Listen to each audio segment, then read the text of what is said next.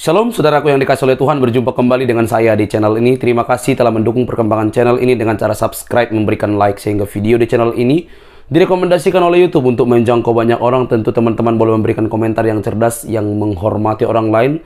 Tentu ketika Anda menyimak video yang saya upload, sehingga memberikan komentar yang sesuai dengan video tersebut. Nah, saya minta kepada teman-teman untuk terus mendukung saya dengan cara men-share video dari channel ini di berbagai media teman-teman, sehingga ada banyak orang yang mendapatkan informasi dan kebenaran melalui channel ini. Tentu kebenaran dalam Kristus Yesus dan kesaksian orang yang berjumpa dengan Yesus, dan bagaimana diskusi dan debat antar lintas agama yang dapat mengubah persepsi, wawasan, dan memperbaharui keyakinan kita. Tuhan memberkati. Tanya teman-teman, jangan skip supaya teman-teman boleh melihat informasi yang lebih lengkap. Dan semoga kita diberkati, dikuatkan, diteguhkan, dan memperbaharui iman kita. Ini dia teman-teman videonya, mari kita simak dengan baik.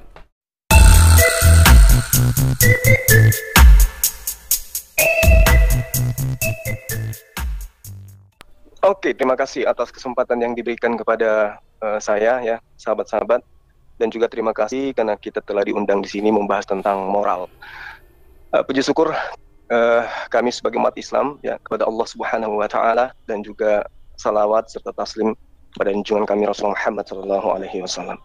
Jadi berbicara mengenai moral berarti kita berbicara mengenai hal yang terkait dengan kelakuan, akhlak atau kewajiban di dalam beragama.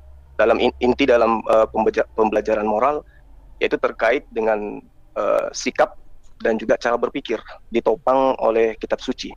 Nah, ini terkait dengan apa yang kemudian sahabat minta kepada kami untuk membahas tentang moral berdasarkan dengan Al-Quran. Jadi di dalam terkait dengan akhlak ataupun moral atau etika, bagi kami umat Islam itu diajarkan beretika di dalam bertuhan, mendudukkan Tuhan kami sebagai satu-satunya Tuhan dan tidak kemudian menyandingkan Tuhan kami dengan makhluk. Itu adalah moral yang utama. Kemudian yang kedua, di dalam pengajaran Al-Quran, moral itu didukung dengan kajian-kajian yang bersumber dari Al-Quran itu sendiri berupa syariat. Karena kelakuan manusia tentu tidak terlepas daripada hukum yang termaktub dalam kitab suci. Nah, karena itulah kemudian Al-Quran mengajarkan kepada kami tentang kesabaran, tentang amanah, tentang memberi maaf, tentang kejujuran, tentang istiqomah, syukur, dan seterusnya. Karena itulah kemudian di dalam Al-Quran dikatakan bahwa segala sesuatu tidak ada keraguan di dalamnya, petunjuk bagi mereka yang bertakwa. Berbicara mengenai moral berarti berbicara mengenai etika, berbicara mengenai perbuatan, berbicara mengenai sikap di dalam kehidupan, baik hubungan kita terhadap pencipta alam semesta maupun sikap kita terhadap sesama makhluk. Nah, kemudian dalam hal ini seperti yang saya terangkan tadi, ketika umat Islam itu berbicara mengenai Al-Quran kaitannya dengan perilaku, maka perilaku utama yang dikedepankan oleh umat Islam itu adalah bagaimana kemudian mendudukkan Tuhannya sebagai satu-satunya pencipta langit dan bumi. Dan ini adalah merupakan sebuah penggambaran nyata di dalam ilmu tauhid yang bersumber dari Al-Quran. Yang kedua, umat Islam itu diajarkan bagaimana kemudian memahami tentang tazkir dalam Al-Quran. Apa itu? Janji-janji Allah, ancaman-ancaman Allah antara surga dan neraka. Dan kemudian hal ini menyebabkan manusia yang merenungkan kehidupannya dengan cerminan Al-Quran, menjaga dan kemudian melaksanakan, mentaati perintah dan menjauhi larangan. Itu yang kedua. Yang ketiga adalah moral di dalam Al-Quran itu mencakup tentang ilmu yang berhubungan dengan hukum-hukum. Jadi di dalam Al-Quran itu moralnya itu memahami tentang perintah-perintah Allah, amal dan perbuatan yang bermanfaat, yang memberi mudarat, perintah-perintah Allah, larang-larangan, serta ketentuan-ketentuan Allah yang bersifat sunnatullah. Nah, ini adalah penggambaran nyata tentang moral di dalam Al-Quran. Jadi kami, di dalam kehidupan kami sebagai umat Islam, ada yang disebut dengan akhlak keagamaan, yang terkait langsung dengan hubungan kepada Allah dan korelasinya dengan ilmu-ilmu hakikat atau ilmu kepribadian terhadap mengenal diri sendiri, lalu kemudian mengenal Sang Pencipta. Nah, Al-Quran menerangkan bagaimana kemudian dijelaskan di dalam Al-Quran surah Al-Bayyinah, diterangkan wa ma umiru illa liya'budullah mukhlishina lahuddin. Ya, ini nyata di dalam pemahaman kami bahwa manusia tidak disuruh kecuali supaya menyembah hanya kepada Allah. Ini moral.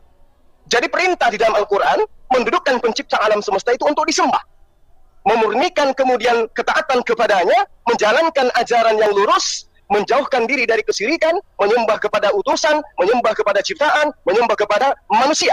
dan supaya manusia mendirikan ibadah, sholat, menunaikan zakat dan seterusnya. Ini kunci moral di dalam ajaran agama Islam. Seruannya, ya ayyuhalladzina amanu ista'inu bis-sabri was-shalah innallaha ma'as-sabirin. Hai orang-orang yang beriman, jadikanlah sabar dan salat sebagai penolongmu, sesungguhnya Allah beserta dengan orang-orang yang sabar. Dan itulah kemudian Islam selalu tunduk terhadap perintah Allah dan taat kepada apa yang dilarang untuk tidak dilaksanakan. Demikian. Oke, terima kasih Pak Juma. Sama-sama. Iya, 5 menit tidak terasa opening statement dari Pak Juma. Sekarang kita beralih ke narasumber dari Pak Kristen. Silakan Pak Kasih. Aku share screen. Oke, stop dulu. Ya, nanti timer akan dimulai setelah Pak Kasijati mulai berbicara. Oke, ajaran moral dalam Alkitab. Moral itu Latin mores. Itu berbicara tentang kesusilaan, kebiasaan baik. Jadi ini bukan berbicara tentang keesaan Allah. Kalau keesaan Allah itu dogmatika teologi, bukan kesusilaan, bukan kebiasaan baik. Patokan ajaran moralitas dalam ajaran Kristen adalah teladan dan ajaran Yesus. Seluruh ayat dalam Alkitab berpusat pada pribadi Yesus. Ajaran Yesus patokan hukum dalam menilai semua perilaku manusia. Segala perilaku yang tidak sesuai dengan ajaran Yesus, maka yang diperbaiki adalah manusianya dengan perilakunya, bukan ajaran Yesus. Ajaran Yesus sempurna. Ajaran moralitas Kristen berpusat kepada hati yang dibaharui oleh Yesus. Oke, saya tunjukkan ya. Standar moralitas yang diberikan Yesus, Yesus menerima seluruh hukum moral yang ada di dalam kitab Taurat. Tetapi hukum seremonial dan hukum sipil sudah disempurnakan. Ajaran Yesus tentang keluarga itu monogami, kesetiaan, dan kesucian. Tidak ada moral di luar daripada ini. Di luar daripada ini, dalam ajaran Yesus, itu amoral. Dalam pekerjaan, bekerja untuk Tuhan. Bekerja bukan hanya untuk dunia, ada ajarannya. Hubungan lawan jenis, memandang menginginkan perempuan sudah berzina, itu berdosa. Menginginkan di situ artinya itu standar moral sangat tinggi. Tentang pemerintah, moralitasnya, berikan kepada kaisar apa yang wajib beri kepada kaisar. Berikan kepada Allah apa yang wajib berikan kepada Allah. Jadi pusat ajaran moral dalam Alkitab adalah kasih kepada Tuhan dan kasih kepada sesama. Ini pusatnya. Maka dikatakan standar moralitas yang diberikan oleh Yesus adalah berbuat baik kepada yang baik, itu masih manusiawi. Tetapi berbuat baik kepada yang berbuat jahat, inilah moralitas yang tinggi. Dan ini disebut sifat ilahi. Ajaran Alkitab tidak mengenal berbuat jahat kepada yang berbuat jahat, berbuat jahat kepada yang berbuat baik. Tidak ada. Tetapi di ajaran Yesus adalah berbuat baik kepada yang berbuat jahat, berbuat baik kepada yang berbuat baik. Itu yang harus dikerjakan. Dan ini data-datanya ada. Baru sumber moralitas yang benar itu dari mana? Sumbernya adalah dari hati. Artinya kalau hati seseorang nggak beres, kelakuannya nggak beres. Jadi moral itu diawali dari hati yang dibereskan oleh Yesus. Karena dikatakan dari hati timbul segala pikiran jahat, pembunuhan, perzinahan, percabulan, pencurian, sumpah palsu, dan hujat. Dari hati timbul segala pikiran jahat, percabulan, pencurian, pembunuhan, perzinahan, keserakan, kelicikan, hawa nafsu, iri hati, dan semuanya. Itu semua dari hati yang busuk. Jadi kalau orang sukanya percabulan, perzinahan, sumpah palsu, hujat, cakap kotor semua, itu berarti hatinya nggak beres. Bagaimana hati ini dimurnikan? Tempatkan Yesus menjadi pusat hidupnya. Jaga hatimu dengan segala kewaspadaan karena di situ terpancar kehidupan. Marilah kita menghadap Allah dengan hati yang tulus ikhlas. Semua data-datanya. Maka di dalam ajaran Paulus jelas sekali tentang moralitas ini. Jadi akhirnya saudara, semua yang benar, semua yang mulia, yang adil, yang suci, manis, sedap didengar, disebut kebajikan, dan patut dipuji. Pikirkan, pelajari, terima, lihat, lakukan. Inilah dasar dari moralitas ajaran Kristen. Benar, mulia, adil, suci, manis, sedap didengar, disebut kebajikan, dipuji. Pikirkan, pelajari, terima, dengar, lihat, lakukan. Itu moralitas. Jadi nggak ada moralitas di luar daripada itu. Maka di sini jelas dikatakan percabulan, kecemaran, hawa nafsu, penyembahan berhala, ini semua perbuatan-perbuatan yang menyeleweng, yang tidak sesuai dengan kehendak Tuhan. Itu jelas sekali ya. Untuk apa orang memiliki moralitas yang bagus, sikap hidup, attitude, etika yang bagus? Buktinya adalah bahwa kita orang beriman. Tanda cinta kita kepada Tuhan. Bahwa kita mengasihi Allah kita mengasihi Kristus yang diutus oleh Allah kita. Supaya kita makin mengerti tentang kebenaran. Ketika kita melakukan kebaikan, ketika moral kita semakin bagus, maka kita akan semakin mengerti kebenaran. Supaya kita menjadi saksi Tuhan, saksi Kristus, yang menyebabkan nama Tuhan dipermuliakan. Maka disebut kita menjadi garam dan terang. Menjaga persekutuan dengan Tuhan, menjaga persekutuan kita dengan sesama, mendekatkan diri kita dengan Tuhan. Baru juga moralitas Kristen itu memberikan damai sejahtera. Baru supaya Tuhan memakai kita menjadi berkat, menjadi alat Tuhan untuk menyaksikannya. Baru agar kita dapat tempat yang tinggi, memiliki mahkota, nanti diberikan Tuhan. Ini yang harus dipahami tentang moralitas. Jadi moralitas itu dari pengertiannya jelas sekali, ini sangat jelas. Itu tentang kesusilaan. Bagaimana perilaku kita dengan istri, bagaimana perilaku kita dengan anak, bagaimana perilaku kita dengan tetangga, bagaimana perilaku kita dengan orang yang berbeda keyakinan. Itu berbicara kesusilaan, itu berbicara tentang kebiasaan yang baik. Jadi bukan berbicara iman. Ya tentu di dalam Alkitab sangat banyak mengatakan tentang Allah itu Esa. Oke, sip, terima kasih. Oke, waktu habis. Terima kasih untuk Pak Kasijati. Nah, oke, kita masuk ke battle. Bertanya 10 menit, menjawab 20 menit masing-masing narasumber. Oke, tadi karena sesi pertama sudah dimulai dari pihak Muslim, sesi battle kami persilakan dari pihak Kristen bertanya dulu selama 10 menit, lalu nanti Pak Juma menjawab selama 20 menit. Silakan Pak Kasih Sejati bertanya 10 menit. Timer. Ya, timer akan berjalan setelah Pak Kasih Sejati berbicara. Oke, saya share screen. Ini pertanyaan yang pertama ya. Bagaimana hukum moral dalam Al-Quran? Adakah ayat Quran dan hadis, atau kalau nggak usah hadis karena boleh, adakah ayat Quran yang memerintahkan orang Muslim untuk mengasihi dan memperlakukan orang kafir, orang berdosa dengan sikap yang baik? Kalau ada, di Quran mana ayatnya? Kalau tidak ada, mengapa? Sebab Allah dalam ajaran terdahulu, yaitu Yahudi dan Kristen, sama-sama menjadikan inti dan nilai seluruh ajaran adalah kasih kepada Tuhan dan kasih kepada sesama. Bahkan Yesus sempurnakan dengan mengasihi sesama seperti mengasihi Yesus sendiri. Pertanyaan saya, ada nggak di Quran itu ajaran moral yang mengajarkan orang Muslim bersikap kepada kaum kafir, kepada orang berdosa, bagaimana kalian memperlakukannya? Karena setahu saya di Quran itu cukup banyak saya temukan ayat-ayat untuk mau berperang. Tapi untuk mengasihi saya belum ada. Barangkali Bro Juma, Gurunda, tolong bantu saya untuk mengerti kitab dan keyakinan Anda. Terima kasih. Oke, silakan stop. Pause waktu dulu. Pause timer, tampilkan timer. Tampilkan timer. Oke. Waktu menjawab 20 menit. Timer akan berjalan setelah Pak Juma berbicara. Silakan. Terima kasih atas pertanyaannya. Al-Quran mengatakan ya di dalam surah Ali Imran diterangkan bahwa fabima rahmatin minallahi lintalahum walau kunta fadzal ghalidha qalbi lam faddu min haulik. Di sini sangat jelas diterangkan bahwa maka berkat rahmat Allah engkau Muhammad berlaku lemah lembut terhadap mereka. Sekiranya engkau bersikap keras dan berhati kasar, tentulah mereka menjauhkan diri dari sekitarmu. Karena itu maafkanlah mereka dan mohonkanlah ampun untuk mereka dan bermusyawarahlah dengan mereka dalam urusan itu. Kemudian apabila engkau telah membulatkan tekad, maka bertakwalah kepada Allah. Sesungguhnya Allah mencintai orang-orang yang bertawakal. Kemudian di dalam surah Al-Maidah juga dianjurkan untuk memaafkan. Maka maafkanlah mereka dan biarkanlah mereka. Sungguh Allah menyukai orang-orang yang berbuat baik. Quran Al-Maidah ayat 13. Lalu juga di dalam Al-Quran surat Taha ayat 44 juga diterangkan, maka berbicaralah kamu berdua kepadanya dengan kata-kata yang lemah lembut, mudah-mudahan dia sadar atau takut pada Allah. Nah, ini sangat jelas di dalam surah Al-Qasas juga, dalam surah Al-Qasas ayat 77. Di situ juga diterangkan, dan berbuat baiklah kepada orang lain sebagaimana Allah telah berbuat baik kepadamu. Itu beberapa ayat yang terkait dengan pertanyaan saudara. Silakan. Al-Maidah berapa tadi, Bro? Silakan stop. Timer. Al-Maidah berapa tadi? Ali Imran ayat 159. Yang Al-Maidah? Saya menyebutkan Al-Maidah ya. Iya, ada tadi Al-Maidah Ayat 13. Apa yang Bro jelaskan menurut saya sangat berbeda dengan yang tertulis. Dikatakan karena mereka melanggar janjinya, kami kutuki mereka dan kami jadikan hati mereka keras membatu. Oke. Timer. Mengapa Bro ini? Saya percaya perkataan Bro atau percaya yang tertulis? Kan Al-Maidah kan, ya Al-Maidah 13. Karena mereka melanggar janjinya, kami kutuki mereka dan kami jadikan hati mereka keras membatu. Mereka sukar berubah perkataan Allah dari tempat-tempat. Mereka sengaja melupakan sebagian dari apa yang mereka telah peringatkan dengannya. Dan kamu Muhammad senantiasa akan melihat kehianatan dari mereka kecuali sedikit di antara mereka yang tidak berkhianat. Maka maafkanlah mereka dan biarkan mereka, sesungguhnya Allah menyukai orang-orang yang berbuat baik. Tapi di sini dikatakan ada itu melanggar janji, kami kutuki mereka. Ya, yang mengutuki di situ siapa? Ya Allah. Ya Allah.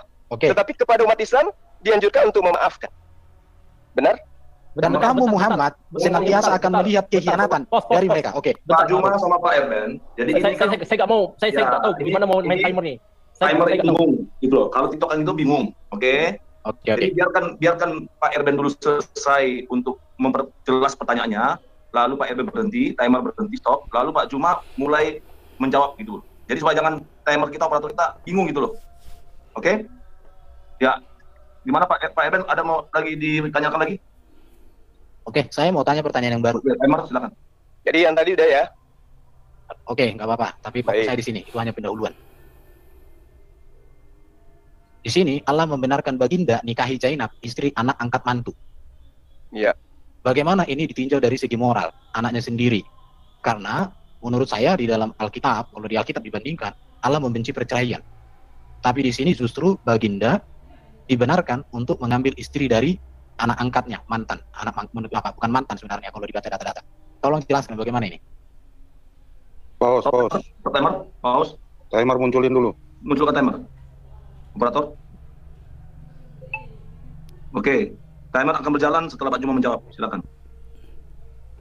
Oke, baik. Ketika Anda mengatakan kemudian bahwa Rasul Muhammad SAW itu menikahi Zainab, itu dia tidak menikahi istri dari anak, tapi dia menikahi seorang janda dari seorang umat Islam yang kemudian menjadi anak angkat beliau. Nah, ada hal yang Allah ingin sampaikan di sini. Bahwa kemudian berdasarkan Al-Quran surah Al-Ahzab ayat 36. Di situ diterangkan bahwa tidaklah pantas bagi laki-laki yang mukmin dan perempuan yang mukmin apabila Allah dan Rasulnya telah menetapkan suatu ketetapan, akan ada pilihan bagi mereka tentang urusan mereka.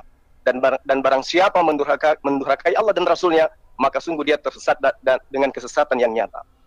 Jadi di sini, ketika kemudian Rasul Muhammad SAW itu menikahi Zainab, itu hikmahnya adalah untuk menghilangkan budaya yang ada pada masa itu.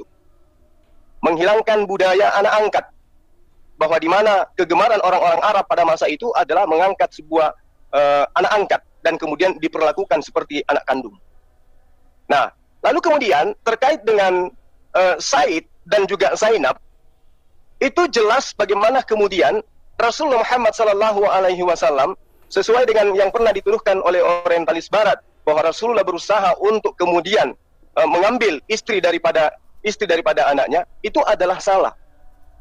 Karena yang menjadi masalah di sini adalah Rasulullah Muhammad SAW itu menikahi Zainab, itu statusnya sebagai janda, bukan sebagai istri, dan juga bukan sebagai janda dari anak kandungnya.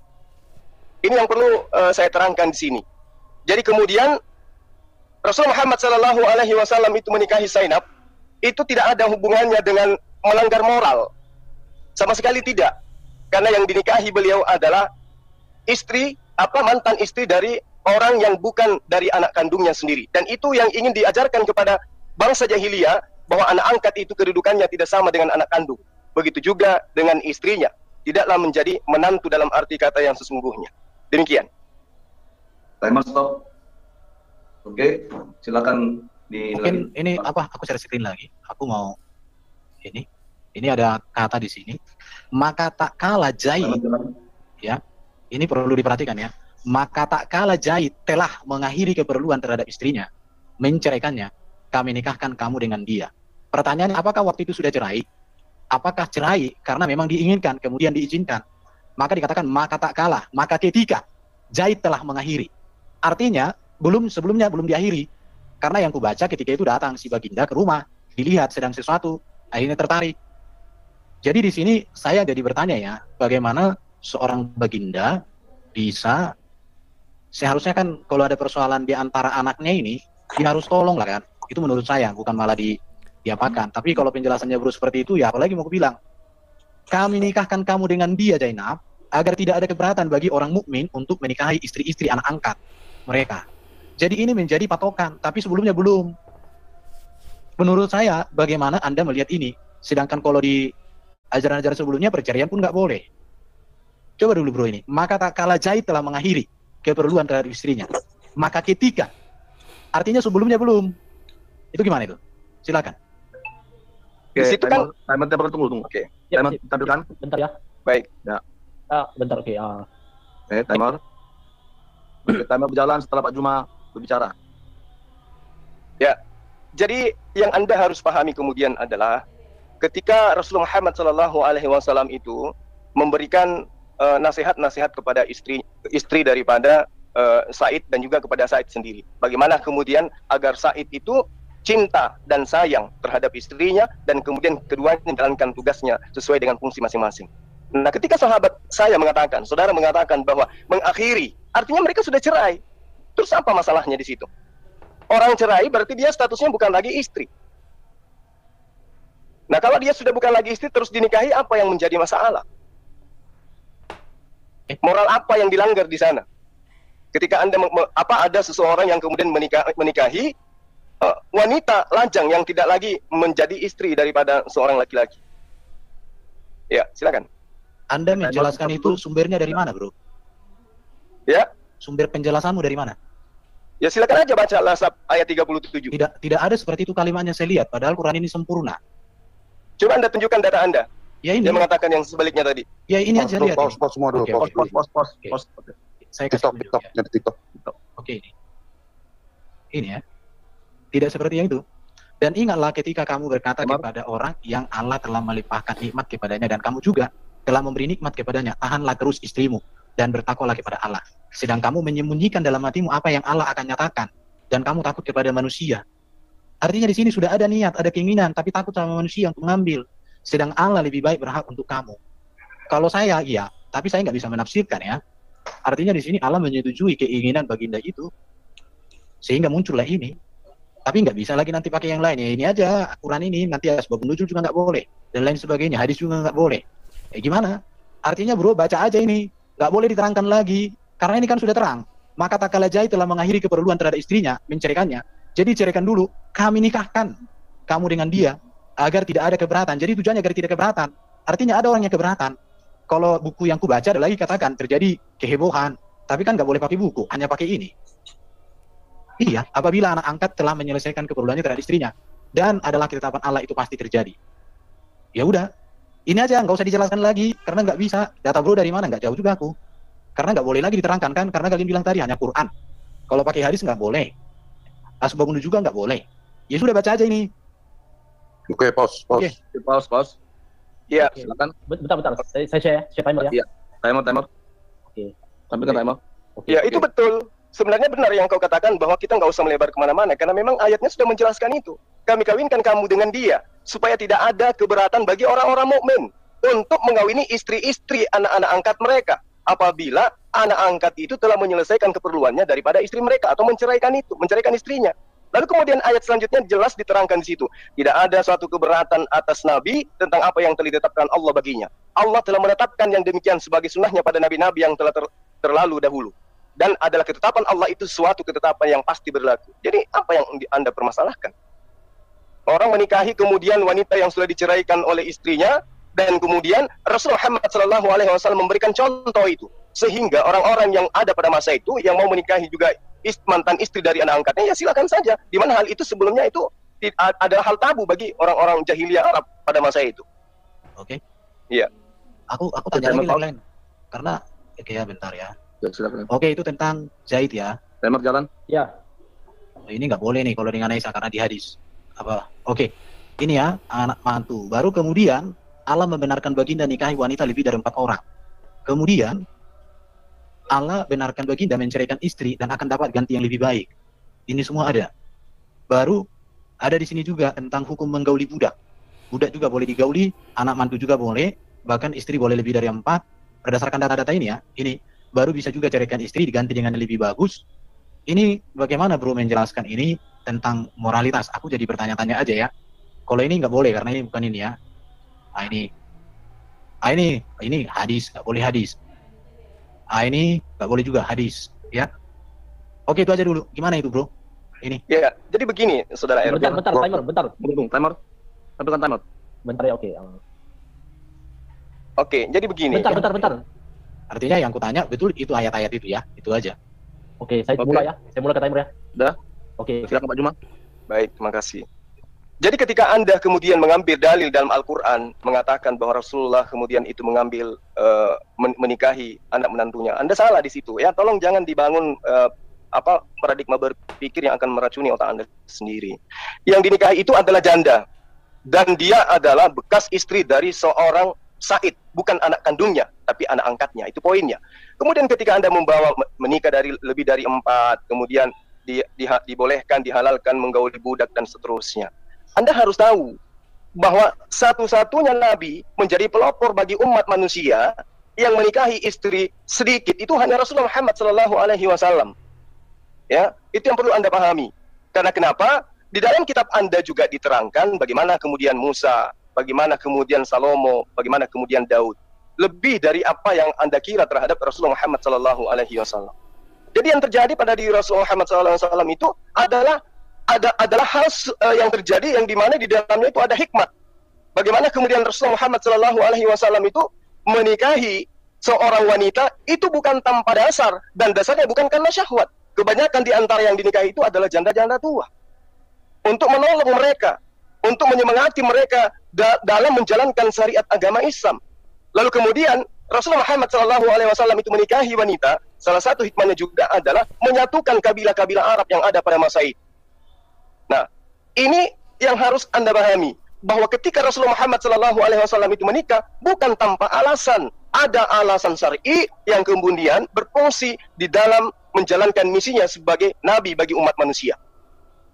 Itu hal yang terpenting. Kalau kemudian Anda berbicara mengenai moral, ya kedudukan beliau sebagai Rasulullah itu sudah memberikan cerminan yang sangat baik kepada manusia. Kalau hari ini kemudian Anda jadikan itu sebagai penolakan, itu adalah moral yang tidak baik. Silakan Anda buka lembaran-lembaran di dalam kitab Anda. Bagaimana kemudian dalil-dalil yang ada di dalamnya itu jauh lebih hebat, lebih dahsyat menceritakan tentang orang-orang terdahulu yang kemudian mereka anggap itu, saudara anggap itu sebagai orang-orang yang hebat dan orang yang diceritakan dalam kitab yang Anda anggap suci. Demikian. Ya, Berarti, pause. Silakan. berarti bro setuju ya bahwa Allah yang menyuruh boleh kawin lebih dari 4 orang untuk baginda, boleh juga mengawini janda anak angkat, tapi walaupun di dalam beberapa data bukan janda ya, tapi masih anak aktif. Baru Anda juga setuju bahwa baginda itu boleh kawini budak juga, gitu. Ya. Oh ya udah. Jadi nggak masalah bro, ya itulah keyakinannya bro. Saya berterima kasih untuk keyakinannya bro. Kalau keyakinan saya kan nggak seperti itu, karena Yesus sudah mengajarkan dengan standar yang sangat tinggi kudus. Itu aja. Mungkin saya pertanyaan ke berikut lah. Aku ada ini, aku banyak bertanya nih. Namanya juga bertanya ya. Ya, Ada dari Bentar. Aduh. Stop timer. Oke, pos. Oke, Pak kasih jadi bicara, timer berjalan. Ya, udah pos. Ya, silakan, Pak, kasih. ini juga Ya, Allah timer. bolehkan bercerai dan memukul istri. Betulnya nih bro? Dan pukullah mereka katanya. Boleh memukul istri, betul itu? Memukul dalam arti kata apa ini? Ya ini jelaskan lah. Artinya dan pukullah mereka karena setahu Dalil saya, Anda itu dari mana? Sebentar, moderator tolong ditertibkan dulu. Ditertibkan timer terus. Timer. Oke, bentar. Jadi Ya, gini, pertanyaannya- tunggu, Bunda. Jadi gini, walaupun seskin ya ditampilkan operator timer, ya begitu narasumber berbicara langsung jalan gitu loh. Oke. Oke. Operator? Sip. Ya, tanggap. Ya, silakan. ini di dalam ayat ini katakan menceraikan istri boleh, pukul istri juga boleh, bahkan mengasingkan istri, kurunglah mereka dalam rumah sampai mereka menemui ajalnya katanya. Bro setuju dengan ayat ini juga? Sikap terhadap seorang wanita. Itu ayatnya di mana? Stop dulu, pos. Udah pos. Tampilkan timer. Quran surat Al-Baqarah Tunggu. 231. Jadi ya, udah tahu poinnya. Ada di layar. Silakan dijawab, Pak Juma. Ya, ayat berapa itu? Bentar ya. Ya, ini karena penegasan pertanyaan tidak usah dijalankan timernya. Oke. Itu di Al-Baqarah 2321, 231, baru 434, baru 415. Oke, baik.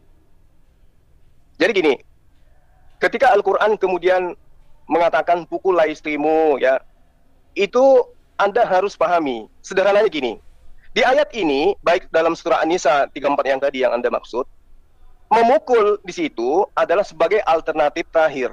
Jadi menurut ayat itu, apabila sang istri durhaka, maka yang pertama harus dilakukan adalah menasihati.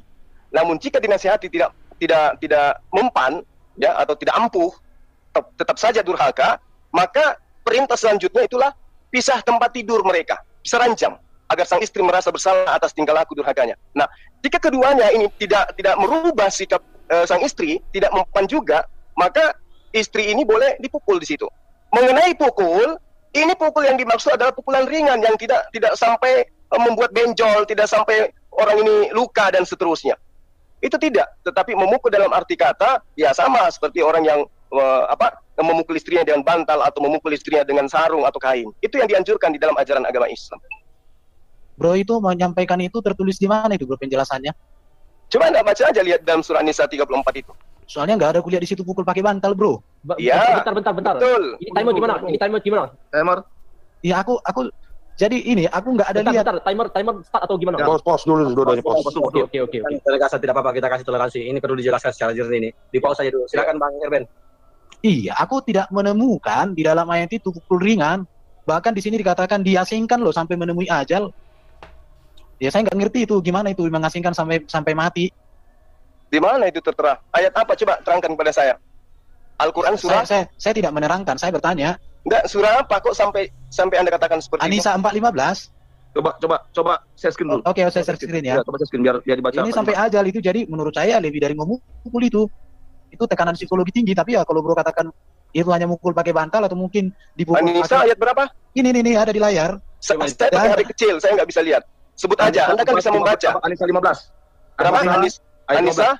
15. Kok ada ayat 400 An-Nisa gimana? 15. An-Nisa 15. Yang tadi Al-Baqarah ayat 231.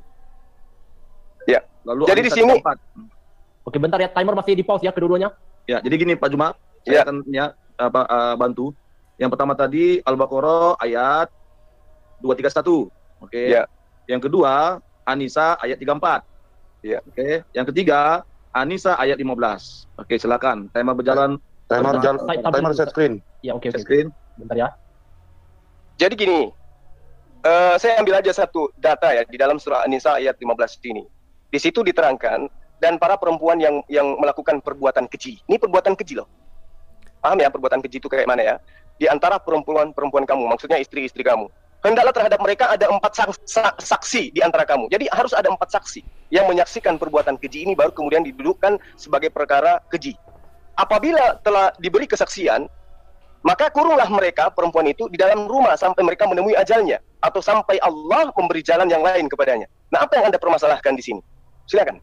Yang keji itu apa itu yang keji? Nah, itu dia. Seperti berzina, ya. Itu adalah perbuatan keji. Tapi kalau berzina di Muslim itu kan dirajam, bro.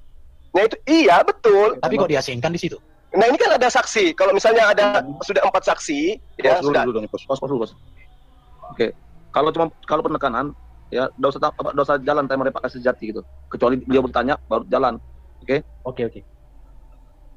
Ya, silakan Pak Juma. Ya. Jadi gini, Ini waktu siapa? Pak Juma. Oke. Ya, silakan Pak Juma. Oke. Jadi ayat yang sangat jelas di sini ya, perbuatan keji ini adalah perbuatan yang ingkar terhadap apa yang kemudian menjadi kewajiban sebagai seorang muslimah, baik itu terhadap Allah maupun terhadap suaminya yang melanggar syariat. Itu yang perlu saudara pahami. Lalu kemudian ketika diterangkan dikurung ya perempuan ini dalam rumah sampai mereka menunggu ajal, ini tidak ada masalah. Apa masalahnya kemudian? Yang salah itu kalau dikurung di dalam penjara, ini di dalam rumah. Tapi tentu kemudian ketika istri ini di penjara atau dikurung di dalam rumah, kewajiban seorang suami harus tetap dijalankan. Karena ini adalah bagaimana kemudian menjadikan istri ini menjadi lebih baik. Nah, dalilnya menerangkan au yaj'alallahu lakunna sabila, atau datang petunjuk Allah, atau sampai Allah memberi jalan yang lain kepadanya, kepada seorang perempuan ini. Apa yang Anda permasalahkan? Oke, cukup pause. Silakan. Oke, pause. Nah, ini dikatakan di sini dalam rumah sampai mereka menemui ajalnya atau sampai Allah memberi jalan lain kepadanya. Nah, penjelasannya kan nggak ada seperti yang bro sampaikan. Semua bro tafsir ini. Jadi saya jadi bingung juga dialog dengan bro. Tafsir nggak boleh, tapi bro sendiri menafsir. Jadi ini pemahaman saya terhadap Quran. Saya menafsirkan kalau memang tafsirnya kayak begitu. Oh. Nah, sekarang Anda berarti ya. Tafsir-tafsir para ulama itu nggak dipakai, yang dipakai tafsir Juma gitu.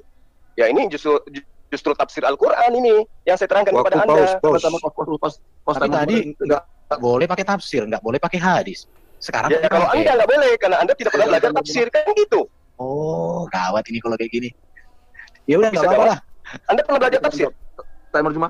Iya, tafsir nggak boleh dipakai. Tafsir jualan ikan di pasar gitu. Oke, jadi berarti tafsir itu adalah tafsir Juma gitu ya.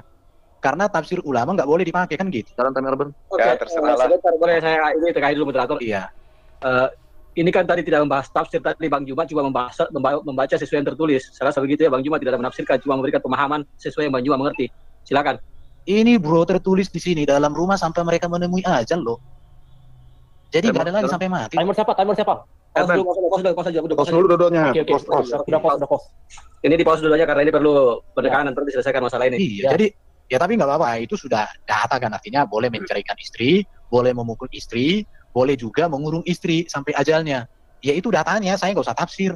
Oke, Itu tertulis, itu aja dipastikan. Untuk menengahi ini tolong ditampilkan dulu sekali lagi di layar tadi Anissa ayat Ini Pak Sejati ditampilkan di share screen dulu yang tadi. Iya, ini aku hanya baca aja deh.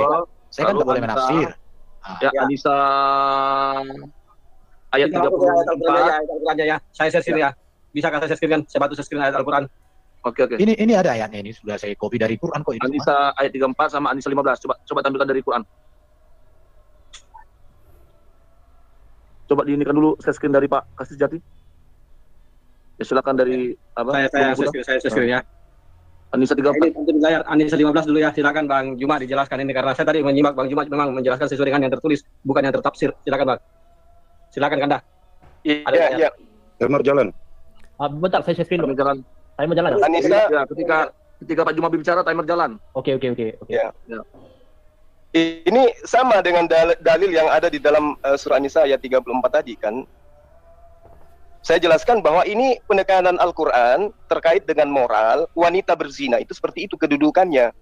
Tidak sama seperti kitab agama lain, perempuan justru memanggil laki-laki untuk berzina sampai pagi ketika suaminya di dalam perjalanan. Kalau di Al-Quran jelas ini wanita dikurung sampai dia meninggal di dalam rumah. Saking tidak bolehnya berzina itu. Terus apa yang dipermasalahkan tentang moral terhadap Al-Quran ini? Justru ini pelarangan untuk melakukan persinahan. Oke, kita ke Anissa 34. Kita ke Anissa 34. Tadi sudah Anissa 15. Kita ke Anissa Timer saya pause ya. Ya, pause timer.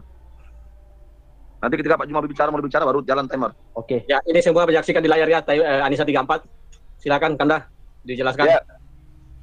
Oke. Ya, Jadi kalau dalam surah An-Nisa ayat 34 di situ memang ada kata pukula. Tetapi kemudian diterangkan pukulan di sini itu bukan pukulan seperti memukul maling, tetapi ini dipukul dengan lembut, tidak keras.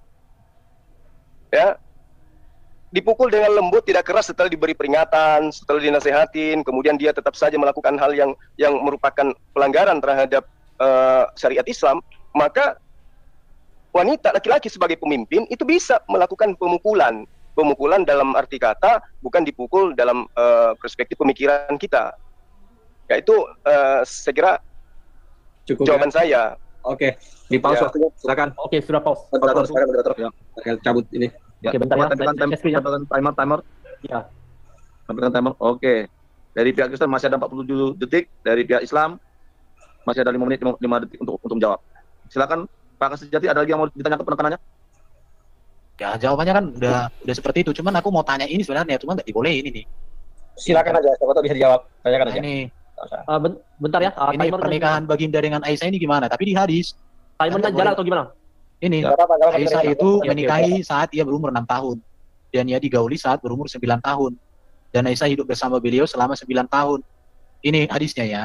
Bahkan Aisyah masih main boneka ketika diantar ke kamar itu Baginda, ya. Tapi bagaimana itu? Aku nggak ngerti. Oke, itu aja. Pause.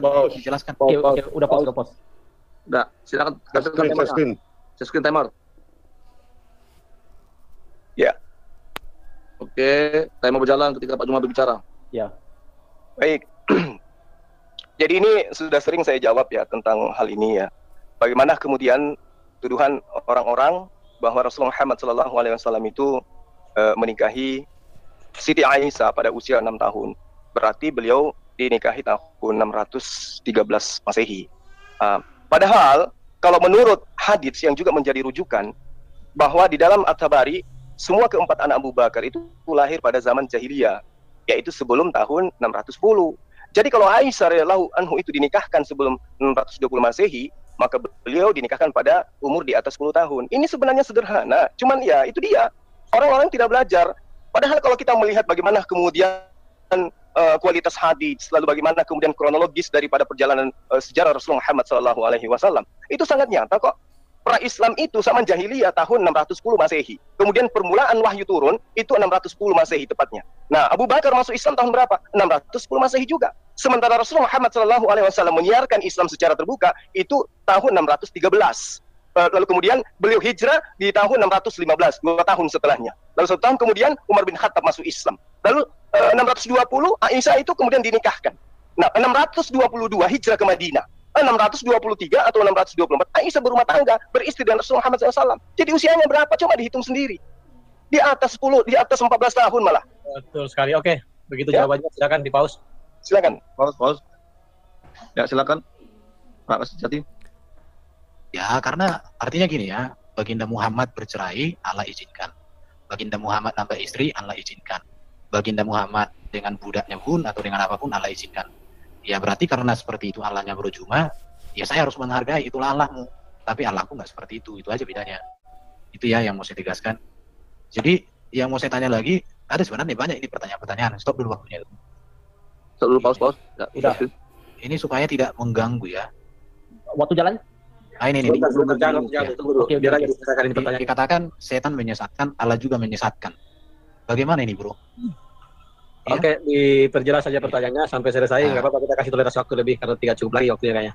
Kalau Silakan. Allah menyesatkan itu, moralitasnya itu seperti apa kira-kira? Karena aku kaget juga ketika baca ini, Allah kok bisa menyesatkan, setan menyesatkan, kok agak mirip sifatnya berpikir gitu. Jadi silakan diterangkan, Bro Juma, silakan.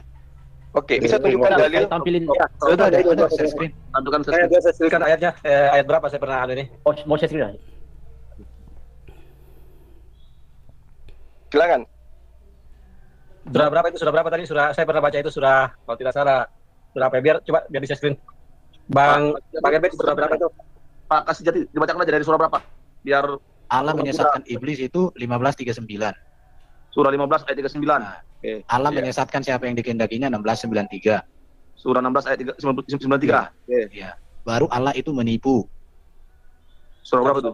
Satu-satu dulu surah 15. 4 ayat 1 Ayat Yang pertama tadi surah 15 ayat Yang berapa? Ini aku share aja. yang Bro. pertama. Yang pertama 15:39. ayat. Iya. 39. Iya. Ya, 39. 39. Oke. saya bacakan ya terjemahannya. Ya. Iblis berkata, "Ya Tuhanku, oleh sebab Engkau telah memutuskan bahwa aku sesat, pasti aku akan menjadikan mereka memandang baik perbuatan maksiat di muka bumi, dan pasti aku akan menyesatkan mereka semuanya." Silakan Kandah dijelaskan. Ya, iblis menyesatkan, tapi di ayat lain dikatakan Allah juga menyesatkan. Gimana itu? Jadi saya pertegas dulu ya, saya pertegas. Berarti maksudnya Mas Kasih Sejati di sini, Bang Kasih Sejati, bahwa di sini Allah telah menyesatkan iblis begitu ya. Penunggang kuda yang menjawab bukan Pak penunggang kuda. Saya cuma Yang menjawab itu Pak Juma gitu loh. Betul. Saya cuma menjelaskan pertanyaannya. Ya, narasumber yang menjawabnya, yang berhak menjawabnya. Iya, bukan- betul. Bukan saya menjawab, cuma saya memperjelas pertanyaannya biar tidak diulang. Maksudnya mungkin pertanyaannya di sini bahwa di ayat ini Allah dan iblis begitu ya maksudnya Bang Kasih Sejati. Yang pertama itu kan di sini, dan setan itu menyesatkan. Tapi setan itu menyesatkan karena disesatkan. Yang menyesatkan setan itu ya Allah menyesatkan. Oh iya ya, Jadi silakan di sini Allah menyesatkan, yang disesatkan menyesatkan. Jadi sesat. silakan Kandah di Gimana itu? Aku paham itu. ini kan Silakan Kandah. kita moral ini kan. Timer waktu. Timer berjalan setelah Pak Juma berbicara. Oke, baik. Jadi data yang saudara bawa itu bukan satu-satunya data yang ada di dalam Al-Quran. Tetapi di dalam Al-Quran itu sangat jelas kemudian bagaimana Allah itu menganjurkan manusia itu berbuat baik. Ya, Allah memberikan petunjuk, Allah memberikan jalan, Allah memberikan hukum-hukum. Tapi mereka tetap aja ingkar terhadap apa yang mereka anggap benar. Al-Quran menerangkan itu. Bagaimana surah Al-Maidah 51, ya, bagaimana tidak berbuat zalim akan mendatangkan petunjuk Allah. Allah membuka pintu taubat. Itu diterangkan di dalam ayat-ayat suci Al-Quran. Contoh misalnya, sederhana saja. Adam diberi pilihan. Anda mau melakukan ketaatan, silakan taat. Anda mau melakukan ingkar, silakan ingkar. Nah, terkait dengan apa yang Anda katakan bahwa Allah menyesatkan, di situ diterangkan juga di dalam surah Al-Baqarah ayat 16 bahwa tidak ada yang disesatkan oleh Allah kecuali orang-orang yang fasik. Orang-orang yang fasik ini siapa? Orang-orang yang telah datang kebenaran kepada mereka ditolak. Itu yang disesatkan karena mereka yang tidak mau. Sudah dikasih jalan, sudah dikasih solusi, tapi tetap saja mereka membangkang. Itu yang diterangkan di dalam Al-Quran. Nah, kalau ayat-ayat kayak begini, perintah menyesatkan dari Tuhan, di dalam kitab Anda itu jauh lebih banyak. Tapi nantilah giliran Anda. Sekira begitu. Timer, saya cabut ini layarnya. Silakan timer tampilkan. Tampilkan timer. Bentar. Berapa menit lagi? Waktu menjawab. Oh, sekali pertanyaan lagi Bang Kasih Sejati kayaknya. Satu Silakan. pertanyaan lagi sama ini 1 menit 38 detik untuk jawab. Silakan Pak Kasijati. Pertanyaan lagi. Terakhir. Akhir ya bertanya. Bentar dulu, lihat dulu. Ini. Aku tanya dulu ini supaya aku jangan penasaran, Bro. Ini aku ada data. Nah ini, supaya ini kan tentang moralitas. Baginda dan Kirfah. Ini seorang pemimpin Arab. Tolong Jadi, jalankan. Bentar. Ya. Timer jalannya. Timer jalan. Oke. Zaid disuruh untuk membunuh Kirfah. Dia mengikat kedua kakinya dengan tali dan mengikat tali-tali pada dua unta. Dia lalu memacu unta-unta ke dua arah yang berlawanan sehingga membelah tubuh Kirfah menjadi dua. Ini bagaimana bro ini dikaitkan dengan moralitas? Waktu habis. Ya itu aja. Silakan. Ya, waktu habis untuk pertanyaan. 1 menit 38 detik. Timer share screen. Oke, bentar. Silakan timer ditampilkan. Eh. Oke, waktu berjalan setelah Pak Juma bicara. Oke. Iya. Jadi apa yang kemudian Anda tuduhkan itu tadi dalam hadis apa itu ya? Riwayatnya bisa ditunjukkan? Di pause. Pause. Silakan. Ya, layak kasih Ini ada ini Ibnu Katsir, baru Ibnu Abrabi. Ini ada semua. Ini dari data-datanya ada. Ini Ibnu Ishaq. Ini data-datanya ada. Iya. Oke. Baik. Oke, silakan timer berjalan. Ya. Bentar. Oke, silakan Pak Juma. Baik. Jadi hadis yang Anda terangkan itu, ya coba Anda lihat di dalam Sirah Nabawiyah. Di situ lengkap tertulis. Maka tentu saja dalam hadis itu harus di Sirah Nabawiyah itu harus ada sanad periwayatan dalam Tarikh Nabawi di atas daripada kemudian sejarah atau cerita yang Anda bawa hari ini. Nah, kalau kita memeriksa sanad periwayatan atau asli atau kesahihan daripada hadis ini, di dalam Sirah Ibnu Hisham ditelusuri bahwa kisah pertempuran yang Anda ceritakan, bagaimana kemudian Umi Kirfah itu diriwayatkan oleh Muhammad Umar bin Al-Waqdi, itu menurut para ulama, khususnya Ibnu Jauziyah, itu tertuduh sebagai pemalsu dari ulama hadis. Ya, mereka dituduh sebagai pemalsu dari ulama hadis itu sendiri. Dan dalam kisahnya tidak disebutkan dalam Al-Bidayah atau Nihayah Ibnu Katsir bahwa di situ jelas tidak dinyatakan bahwa sesuatu disebutkan oleh Ibnu Hisham dalam Sirah Nabawiyah dalam periwayatan cerita tersebut seperti yang Anda ceritakan. Itu tidak ditemukan cerita itu. Itu tidak ada. Jadi Ibnu Jauzi menganggap bahwa hadis itu tidak sah dijadikan sebagai dalil. Oke. Itu jelas itu di dalam kitab yang kami jadikan sebagai panduan di dalam belajar tentang Tarikatul Islam. Di Sirah Nabawiyah tidak tertulis. Timer habis, waktu habis. Sesi pertama battle telah berakhir, kita masuk dari termin yang kedua battle. 10 menit dari pihak Islam yaitu Pak Juma bertanya, 20 menit dari pihak Kristen yaitu Pak Kasijati menjawab. Silakan Pak Juma bertanya selama 10 menit, waktu akan berjalan setelah Pak Juma berbicara. Baik, terima kasih. Ya, ini berbicara mengenai moral. Dan kitab yang Anda imani itu juga adalah kitab yang Anda sebut dengan Perjanjian Lama. Di dalam Kejadian 19, jelas di situ diterangkan ada 2 orang wanita, adik-beradik, adik kakak ya, itu boleh dikatakan memperkosa bapak kandungnya sendiri. Moral apa yang ingin Anda utarakan di sini? Silakan. Itu justru membuktikan itu moral yang buruk. Tunggu. Itu aja. Bentar. Iya. Tunggu, timer. Oke. Pak Kasijati berbicara, timer berjalan. Silakan. Baik. Alkitab ini menuliskan moral orang yang buruk dan moral orang yang baik. Yang baik untuk diteladani, yang buruk untuk dihindari. Peristiwa Lot itu adalah peristiwa yang buruk. Dan itu menjadi peringatan supaya orang jangan seperti Lot. Supaya jangan seperti anaknya Lot. Itu aja bro. Jadi Alkitab bukan berarti kita jadi seperti Lot. Enggak ada itu. Itu dinyatakan buruk. Maka di Alkitab itu ditunjukkan yang buruk dan yang baik. Oke, itu aja. Oke. Stop. Timer, tunggu dulu. Oke. Ya. Pak mau bicara, timer berjalan. Silakan. Boleh Anda tunjukkan dalilnya di mana bahwa apa yang dicontohkan oleh Lut ini bersama kedua anaknya itu adalah contoh yang buruk. Silakan. Peristiwa Lot itu kan tulisan. Bentar, timernya gimana? Jalannya. Tunggu. Ya. Dia suruh tunjukkan. Mau share screen? Saya kalau share screen ayatnya semua harus dilihat. Nah, saya jelaskan aja secara ringkas. Sodom dan Gomora akan dimusnahkan, Lot diselamatkan. Mengapa? Karena Lot itu dipandang Allah sebagai orang benar, bahkan Abraham berdoa untuk mereka itu ya. Tetapi karena tidak ada yang benar, akhirnya mereka mau diselamatkan, disuruh mereka pergi ke satu tempat. Tapi mereka tidak mau, akhirnya mereka pergi ke satu tempat.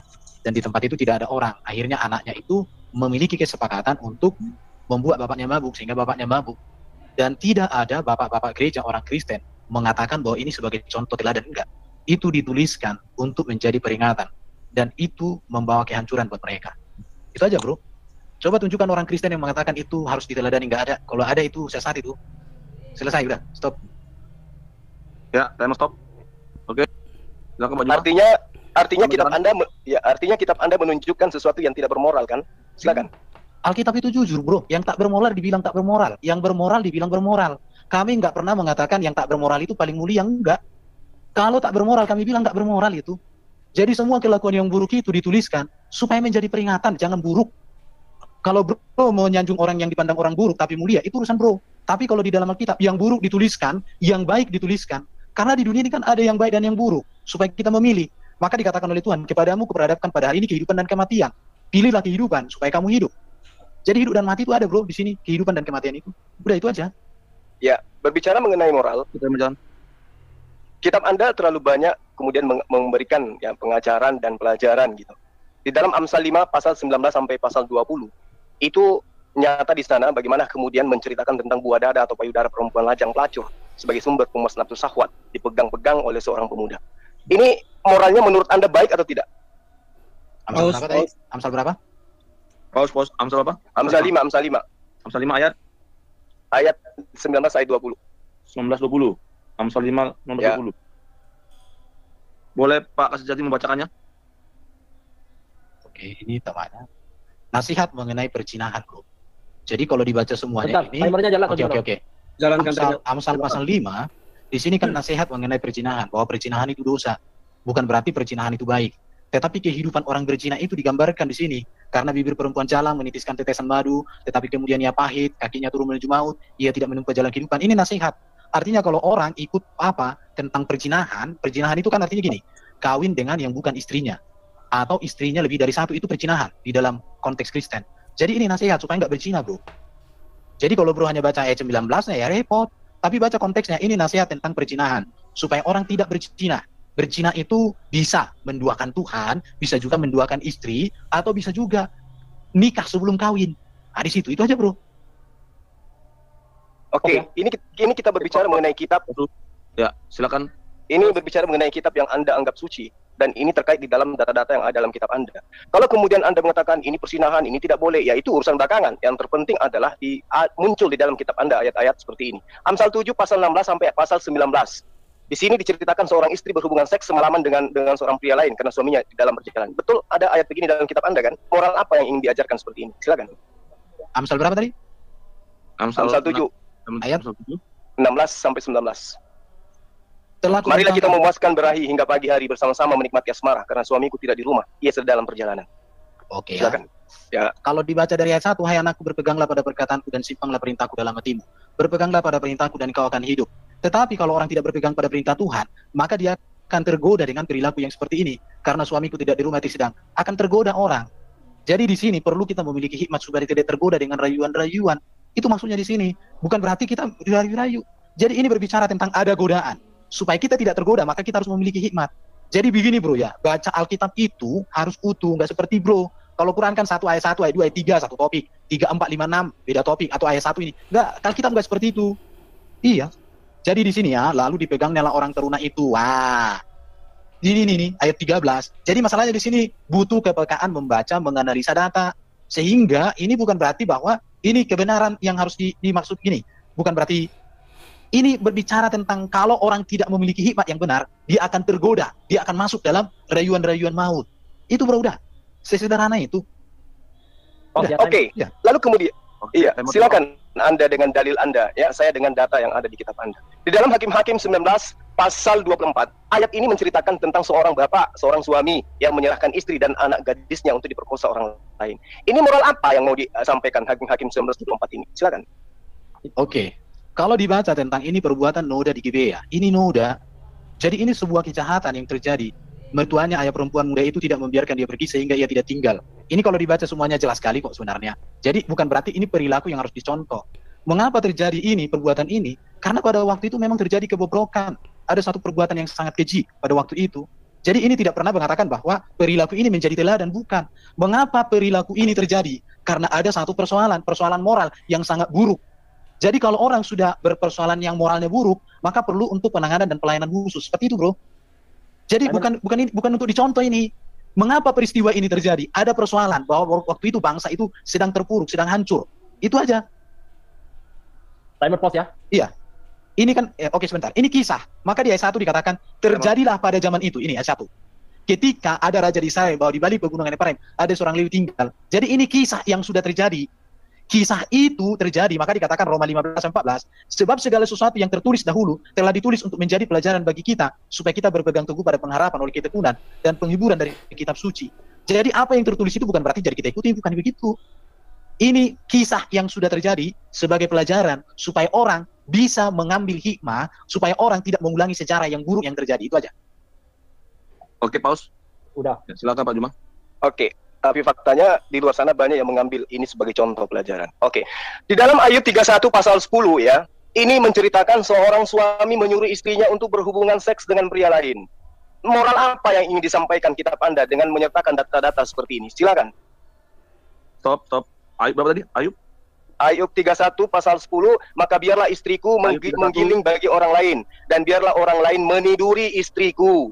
Ya, Ayub 31 ayat 10. Ayat 10. Ya. Silakan Pak Kasih Sejati. Oke ya, kalau kita lihat ini kan Benar. Ayub ini kan kitab syair ya. Sekali lagi Ayub mengaku tidak bersalah. Aku telah menetapkan syarat bagi mataku, masakan aku memperhatikan anak darah. Karena bagian apakah yang ditentukan Allah dari atas, milik pusaka, apakah yang ditetapkan, ini berbicara tentang apa? Ayub di dalam menyampaikan semua keluh kesahnya ya, mengaku tidak bersalah di hadapan Tuhan. Jadi kalau mau baca ini, semuanya harus perhatikan. Jika hatiku tertarik kepada perempuan dan aku menghadang pintu sesamaku, maka biarlah istriku menggiling bagi orang lain. Ayat 9 jangan dilupakan, jika hatiku tertarik pada perempuan, artinya Ayub itu nggak pernah tertarik kepada perempuan. Justru itu, jadi kalau ayat 10 dilepaskan dari ayat 9, maka terjadi kesesatan. Tapi kalau ayat 9 dibaca, lihat ini ya, jika hatiku tertarik pada perempuan dan aku menghadang pintu sesamaku, maka biarlah. Jadi Ayub mengatakan aku tidak bersalah, aku nggak pernah menyeleweng. Itu yang mau disampaikan Ayub di sini. Jadi di sini Bro Juma teliti membaca, itu aja. Sudah. Oke, stop. Timer. Sudah. Ya. Silakan Pak Juma bicara. Oke. Oke, itu silakan Anda berdalil ya. Saya juga mengajukan dalil karena ini tertulis dalam kitab Anda. Di dalam 2 Samuel 13 pasal 11, ayat ini menceritakan tentang seorang laki-laki ya, seorang kakak kemudian mengajak adik kandungnya untuk melakukan seks, dan di mana hal ini dicontohkan di dalam data yang ada. 2 Samuel 13 pasal 11. Ketika gadis itu menghidangkan kepadanya supaya ia makan, dipegangnya gadis itu dan berkata kepadanya, "Marilah tidur dengan aku, adikku." Ini moral apa yang kitab Anda ingin jajakan dengan menyertakan data ini? Silakan. Justru ini kisah keburukan yang terjadi. Karena kenapa? Karena anak di sini kurang pengawasan ini. Bahkan si Amnon ini kan merencanakan disuruh orang keluar dari rumahnya supaya dia bisa bermain dengan adiknya itu. Ini kejahatan. Baru dari sini kalau dibaca semua ini sejarahnya ini, artinya di sini kita perlu belajar tentang pilihlah kawan yang betul. Karena dia melakukan ini kan ada saran dari orang lain. Buatlah begini, nanti kamu pura-pura sakit, suruhlah adikmu datang, suruh orang keluar. Makanya di sini kamu harus membaca utuh. Karena Alkitab itu bukan hanya satu-satu ayat kayak gitu, bro. Sekali lagi saya katakan, kamu jeli membaca. Jangan kayak anak-anak. Kalau seperti itu cara belajar Alkitab, saya suka mengatakan sama semua orang, kalau hanya mencomot satu ayat, tapi tidak melihat konteks, tidak ubahnya seperti iblis, bro. Karena iblis itu suka copot-copot, ya. Jadi kamu nggak membaca semuanya, makanya kayak gitu. Barangkali kamu membaca ini, lihat korespondensi, sundal, muncul semuanya, ditanyain. Nggak begitu, lihat Amnon dan Tamar, kisahnya baca baik-baik. Di sini semua ada satu peristiwa, kalau ini dibahas, bro, dikokbahkan, artinya di sini peran orang tua harus ada supaya tidak terjadi ini. Dan seorang anak itu juga harus bisa memilih kawan dan lain sebagainya. Oke, itu aja. Jadi kamu nggak membaca semuanya, makanya ya kayak gitu. Udah. Oke, ya. Stop. Silakan ditanggapi. Oke, konon kitab Anda itu dituliskan kurang lebih 1700 tahun. Bagaimana mungkin kemudian ya Tuhan menghabiskan waktunya hanya untuk memenuhi hasrat dengan memuliakan firman atau wahyu ke dalam sebuah buku yang merupakan koleksi cerita-cerita erotis, kumpulan ayat-ayat tentang seks dunia dengan penuh kompleksitas dengan kekacauan. Ini yang dipertanyakan di sini, kita berbicara mengenai moral. Jadi kalau kemudian Anda berkata bahwa itu dulu dan sekarang tidak lagi, ini fakta tertulis di dalam kitab Anda, dan kita temanya adalah bagaimana kitab Anda dan kitab saya bercerita tentang moral. Nah, sekarang yang ingin saya tanyakan kepada Anda, pelajaran hikmat apa yang kemudian yang berbias kepada kehidupan Kristen setelah menemukan data-data di dalam kehidupan mereka, di dalam kitab-kitab mereka, dan nyata dalam kehidupan mereka kita lihat bagaimana kemudian penyakit-penyakit kelamin itu bersumber dari negara-negara yang mayoritas beragama yang memegang kitab ini sebagai kitab suci. Silakan. Saya mau tegaskan sama Bro Juma, patokan etika dan moral tentang keluarga dan perkawinan ajaran Yesus. Di luar daripada itu adalah dosa, salah. Jadi istri lebih dari satu itu dosa. Berzina itu bagi Kristen, ajaran Yesus. Itu yang saya sampaikan di awal tadi. Di dalam Alkitab ini, Alkitab itu bukan didikte dari surga, bro. Tapi Alkitab ini tulisan para rasul tentang karya Allah, tentang kehidupan manusia yang pernah terjadi dalam sejarah. supaya semua kisah sejarah ini menjadi sebuah pembelajaran kepada generasi berikutnya. Indonesia punya sejarah, bro. Sejarah itu semua ditulis jujur. Negara-negara yang maju itu jujur dengan sejarah, tapi negara-negara yang tinggalan itu tidak jujur dengan sejarah, bahkan diubah sejarah. Alkitab ini jujur dengan sejarah, tetapi dari sejarah itu orang belajar yang baik untuk diikuti, yang buruk untuk tidak diulangi. Itu, bro. Jadi belajar sejarah seperti itu, karena kisah di dalam Alkitab ini kan sudah terjadi di masa lalu, dan ini kisah yang sudah terjadi, tapi dalam sejarah itu. Maka di dalam ajaran Kristen, Allah berbicara melalui sejarah. Oke, itu aja. Ya, stop, timer. Ya, silakan ditanggapi. Ya, di dalam Ulangan 22 pasal 28 sampai 29. Di situ diterangkan bahwa kalau ada seorang perempuan diperkosa, maka dia harus dinikahkan dengan yang memperkosanya. Ini kenapa seperti ini jadinya? Kalau seperti ini yang ada di dalam kitab Anda, berarti enak di laki-lakinya dong. Setiap ada laki-laki yang menginginkan seorang perempuan, tinggal diperkosa aja, baru kemudian dinikahkan berdasarkan dan kitab Anda. Ulangan 22 ayat 28 sampai 29. Silakan. Oke, ini dibandingkan ya dengan Keluaran 22 16 17. Apabila seseorang membujuk seorang anak perawan yang belum bertunangan dan tidur dengan dia, maka harus dia mengambilnya menjadi istrinya dengan membawa mas kawin. Jika ayah, ingat, pedoman tentang moral dan etika, tadi saya sudah sebut di awal, kalau hukum tentang moral, itu semua disempurnakan, diterima oleh Yesus tentang moral, yang hukum Taurat itu. Tetapi kalau ini sudah berbicara, ini tentang apa ini? Ini dikatakan di sini ayat berapa tadi? Lupa. Apabila ya, apabila. Bukan disuruh. Jadi bukan disuruh perkosalah supaya ingin, enggak. Apabila. Artinya solusi. Maka haruslah laki-laki yang sudah tidur dengan gadis itu memberikan 50 sikal perak. Ini berbicara kasustik. Bukan perintah. Perkosalah wanita itu. Beda. Kalau tadi bro kan katakan boleh memperkosa wanita. Kalau ini enggak. Bukan begitu maksudnya. Apabila. Itu ya, bukan perkosalah wanita itu, bukan. Apabila, artinya kalau seorang laki-laki memperkosa seorang wanita, solusinya apa? Solusinya lah ya dikawinkan mereka, dikasih bayaran di situ. Tapi itu bukan anjuran, bukan anjuran. Sudah, itu aja. Oke, stop timer. Silakan ditanggapi. Iya. Ini ayat, apabila seorang bertemu dengan seorang gadis yang masih perawan dan belum bertunangan, memaksa gadis itu dengan dia dan keduanya kedapatan, maka haruslah laki-laki yang sudah tidur dengan gadis itu memberikan 50 sikal perak kepada ayah gadis itu, dan gadis itu harusnya menjadi istrinya. Sebab laki-laki itu telah memperkosa, selama hidupnya tidak boleh laki-laki itu menyuruh dia pergi. Nah, ini kalau ini terjadi hanya hukumannya hanya menikahi wanita yang diperkosa, maka tidak menutup kemungkinan orang-orang yang membaca dalil ini akan mencari wanita yang paling cantik di lingkungannya lalu diperkosa untuk supaya menjadi istrinya. Itu gimana? Ini moral, silakan. Konteksnya ini bangsa Israel di padang gurun. Mereka sedang berjalan menuju tanah Kanaan. Itu konteksnya. Jadi konteksnya di situ ya seperti itu. Dan patokan orang Kristen bukan lagi tentang ini, bro. Bukan lagi tentang ini. Karena Yesus sudah datang untuk menyempurnakan bahwa tidak boleh memperkosa. Kalau sudah orang memperkosa, hukumnya ada di negara masing-masing. Untuk orang Yahudi pada waktu itu ini hukumnya. Tapi untuk sekarang beda lagi hukumnya. Hukum di Indonesia orang memperkosa, ada undang-undang KUHP. Tetapi di dalam ajaran Yesus nggak boleh memperkosa, itu jelas. Nggak boleh mengambil istri orang lain, jelas. Itu ajaran Yesus. Kalau orang melakukan apa itu, gereja kan tidak memiliki badan hukum untuk menghukum orang. Karena hukum gereja dengan hukum negara, dua hukum yang berbeda. Karena Kristen kan hidup di dalam negara dan hidup juga secara Alkitab. Jadi orang Yahudi pada waktu ini sudah menjadi hukum bangsa mereka. Makanya mereka terapkan. Tapi sekarang orang Kristen tidak lagi berpedoman kepada di sini. Karena di Indonesia hukumnya sudah ada. Seperti itu penerapannya. Bukan berarti ini kita praktekkan. Makanya apa yang terjadi di sini itu bukan lagi acuan bagi kekristenan. Bukan. Karena ini semua berbicara konteks Israel waktu itu. Oke? Oke, stop timer. Ya, silakan ditanggapi. Ya. Di dalam 1 Timotius ya, pasal 2 di nomor 12 sampai nomor 13 itu diterangkan perempuan tidak boleh menjadi guru. Perempuan tidak boleh menjadi pengajar. Ini moral apa yang sangat diskriminasi terhadap seorang perempuan? Silakan. 1 Timotius 1 Timotius 2 nomor 12 sampai nomor 13. Oke ya, mengenai sikap orang laki-laki dan perempuan dalam ibadah jemaah. Ya. Oleh karena itu aku ingin supaya di mana seorang laki-laki dengan mendadakkan tangan seterusnya, tetapi hendaklah ia berdandan dengan perbuatan baik seperti yang layak bagi perempuan yang beribadah. Seharusnya lah perempuan berdiam diri dan menerima ajaran dengan patuh. Aku tidak mengizinkan perempuan mengajar dan juga tidak mengizinkannya memerintah laki-laki. Hendaklah ia berdiam diri. Ya iyalah. Di dalam ibadah itu kan ada imam yang memimpin ibadah, bro. Gak masalah, bro. Dan ini bukan berbicara moral. Itu etika yang sudah ada pada waktu itu. Apakah kalau seorang wanita tidak boleh memerintah laki-laki, gak boleh mengajari orang laki-laki, itu menjadi dosa? Kan tidak. Barang di muslim itu lebih parah lagi nanti kalau kita ke muslim. Wanita posisinya. Oke, sudah. Di dalil, dalil ini jelas. Aku tidak mengizinkan perempuan mengajar dan juga tidak mengizinkan memerintah laki-laki. Hendaklah perempuan itu berdiam diri. Karena Adam yang pertama dijadikan, kemudian barulah Hawa. Ini maksudnya apa? Ini diskriminasi terhadap kaum wanita. Silakan. Perhatikan ya. Nih, tetapi hendaklah ia berdandan dengan penuh perbuatan baik seperti yang layak bagi perempuan yang beribadah. Seharusnya lah perempuan berdiam diri dan menerima ajaran dengan patuh. Jadi nggak boleh mengajari. Kalau sudah diajar di dalam pelayanan itu ya didengarkan. Sudah jelas kok bro, nggak ada masalah dengan ini. Dan ini bukan dosa ini kalau seorang wanita nggak boleh mengajar laki-laki dalam satu pertemuan ibadah, nggak masalah.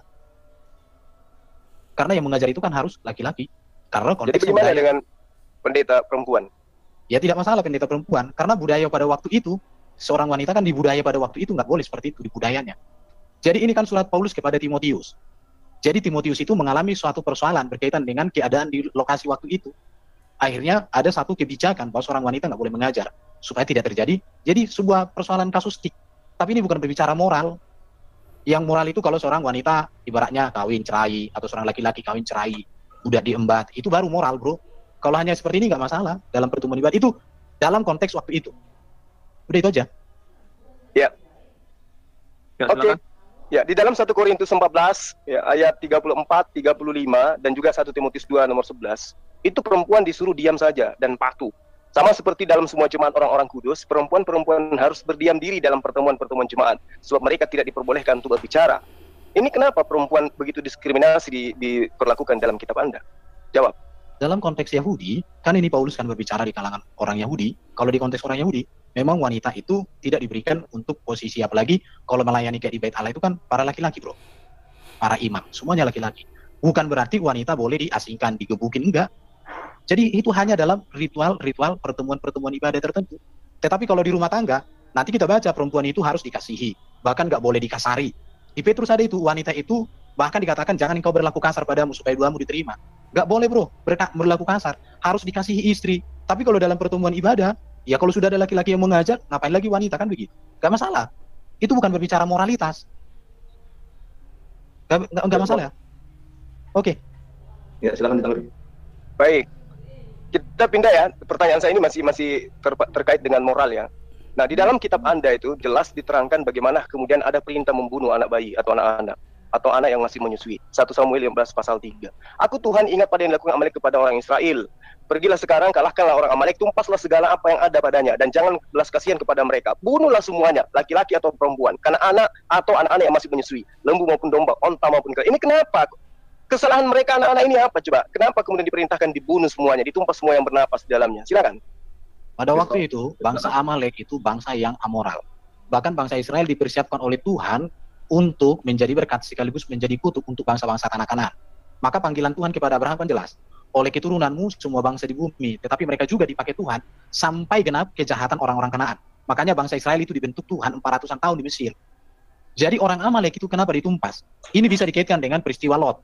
Kenapa Sodom dan Gomora itu dihancurkan Tuhan? Karena memang di sana sudah terjadi amoral. Kenapa peristiwa Nuh yang selamat hanya 8 orang? Karena peristiwa amoral yang sangat luar biasa. Jadi bangsa Amalek itu memang sudah benar-benar jahat. Dan ingat ya, bangsa Israel dipakai Tuhan menjadi berkat, tapi juga dipakai menjadi alat penghukuman untuk bangsa-bangsa Kanaan. Itu jelas. Jadi kronologi peristiwanya jelas. Dan itu terjadi, sudah terjadi. Tetapi kalau konteks sekarang, Yesus sudah datang membawa hukum kasih, mengasihi orang berdosa dikatakan, mengampuni, berbuat baik kepada mereka. Itu konteks pada waktu itu bro. Jadi orang Kristen melihat ini sebagai sebuah peristiwa yang terjadi di masa lalu, tetapi tidak menjadi acuan untuk kita bersikap lagi kepada orang di masa kini. Tetapi kita melihat kekudusan Tuhan terhadap bangsa-bangsa yang amoral melalui bangsa Israel. Karena mereka menolak bangsa Israel waktu itu. Jelas itu. Silakan. Oke, terima stop. Silakan. Oke. Di dalam kitab Anda ya, jelas diterangkan di dalam Yohanes 13 pasal 23. Ini berbicara mengenai moral ya. Di situ diterangkan seorang di antara murid Yesus itu ya duduk bersandar di dada Yesus. Itu siapa murid ini? Apakah dia laki-laki atau dia perempuan? Silakan. Ya murid Yesus kan nggak ada perempuan, bro, disebutkan semua laki-laki, sudah terjawab. Berarti laki-laki yang bersandar di dada Yesus. Ya tidak masalah bersandar di dadanya itu menunjukkan kasihnya. Oh, jadi boleh kalau laki-laki bersandar di dada laki-laki gitu. Coba kita lihat ayatnya. Silakan. Yes, Yohanes berapa tadi? 13? Yohanes 13 nomor 23. Yohanes 13 ayat 23. Iya.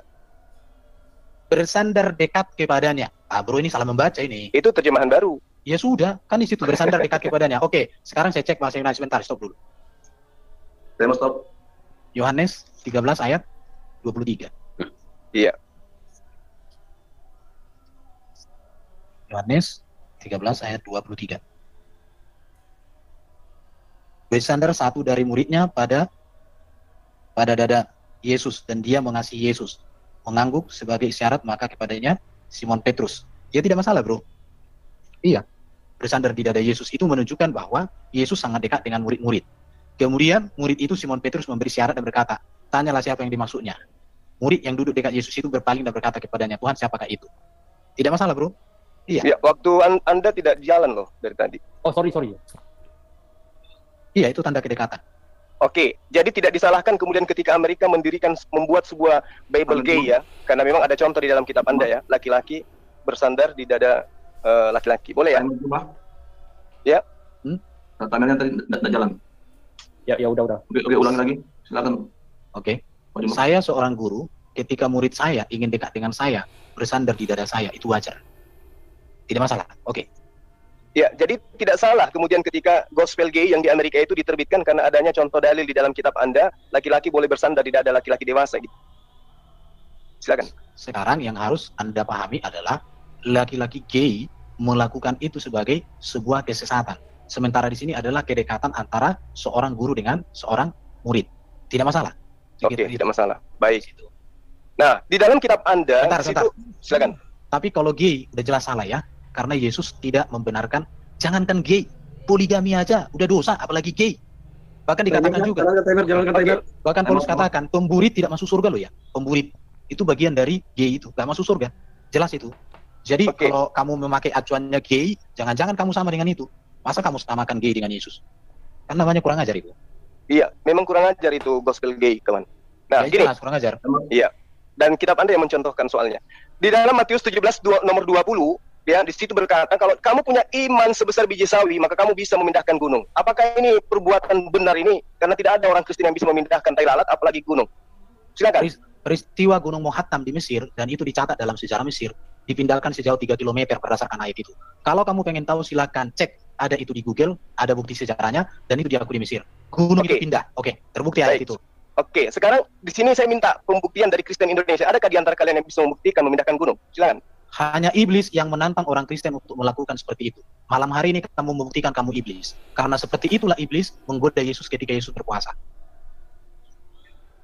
Baik, jadi inilah cara tipuanmu ya. Di dalam Matius 17 pasal 20 ayatmu yang menerangkan seperti itu. Ia berkata kepada mereka, karena kamu kurang percaya sebab aku berkata kepadamu, sesungguhnya sekiranya kamu mempunyai iman besar sebiji sawi, kamu dapat berkata kepada gunung ini pindah dari tempat ini ke sana, maka gunung ini akan pindah dan takkan ada yang mustahil bagimu. Ini di dalam kitab Anda. Anda orang percaya kan, dan Anda meyakini Yesus itu adalah Tuhan. Kenapa tidak ada orang Kristen yang bisa memindahkan gunung? Apakah ini moral yang benar atau ini adalah kedustaan yang nyata? Silakan. Masalah memindahkan gunung menurut saya tidak berkaitan dengan moral. Karena moral itu berbicara kesusilaan, etika. Etika itu artinya kawin, cerai, bunuh, perang, itu. Tapi kalau memindahkan gunung menurut saya bukan etika. Jadi ini sudah lari dari topik. Tapi nggak apa-apa, itu berbicara iman. Oke. Ini etika, jelas etika. Ini berbicara mengenai moral. Ini adalah kedustaan, karena ini tidak bisa dibuktikan. Sesuatu yang dusta itu melanggar moral yang benar. Ini katanya, kalau kamu memiliki iman besar sebesar biji sawi pun, kau bisa memindahkan gunung. Nah, orang Kristen itu imannya sebesar dunia, katanya. Coba Anda pindahkan gunung, bisa nggak? Silakan. Peristiwa ini kan sudah pernah terjadi. Baru Yesus katakan, jangan engkau mencobai Tuhan. Ingat itu, jangan mencobai Tuhan. Oke, udah. Iya, Anda Tuhan. Kami tidak bisa mencobai Tuhan. Kami hanya untuk memenuhi hasratmu. Ini udah lari dari topik ini. Ya, kembali ke topik aja. Ya, ini berbicara mengenai moral. Kalau data ini kalian tidak bisa buktikan, berarti kitab Anda menunjukkan suatu kebohongan. Dan ini mengajarkan pembohongan. Silakan. Tunggu. Saya pause. Ya, ini kita kembali ke topik ke moral. Ya, tadi Pak Erben sudah jelaskan, itu berhubungan dengan iman. Ya, tidak ada berhubungan dengan moral. Untuk memindahkan gunung itu kan iman itu. Bisa apabila kamu memiliki iman sebesar biji sawi gitu. Oke, maksudnya Bang Juwo begini. Apakah yang menulis kata-kata itu memiliki moral jika itu satu kebohongan? Silakan. Kan saya sudah mengatakan ada timer jalannya. Sejarah di Mesir membuktikan ada Gunung Mohattam beda 3 km. Itu sejarah diakui kok, tertulis di Mesir itu sejarah diakui. Udah itu aja. Artinya ayat itu betul. Ya, kalian yang memiliki iman sebesar gunung ini nggak bisa memindahkan gunung gitu. Ayat itu sudah terbukti. Enggak, kamunya. Ya, saya tidak mau memenuhi hasratmu. Loh, Kalau memang bukan hasrat saya, ini hasrat kita. itu ayat itu sudah terbukti kok. Sudah terbukti ayat itu. Gunung Muhatam itu dipindahkan. Waktu itu ada seorang. Jadi gini, oke, sebentar mau bicara, pos. Jadi Pak Juma, ya, tadi kan Pak Juma kan meminta bukti, oke, tentang ayat itu, ya. Nah, Pak Erben sudah menunjukkan, ya, di Mesir itu sudah terjadi gitu loh, ya. Kecuali kalau ayat itu bicara seperti itu tidak pernah terbukti di sepanjang sejarah dunia ini gitu.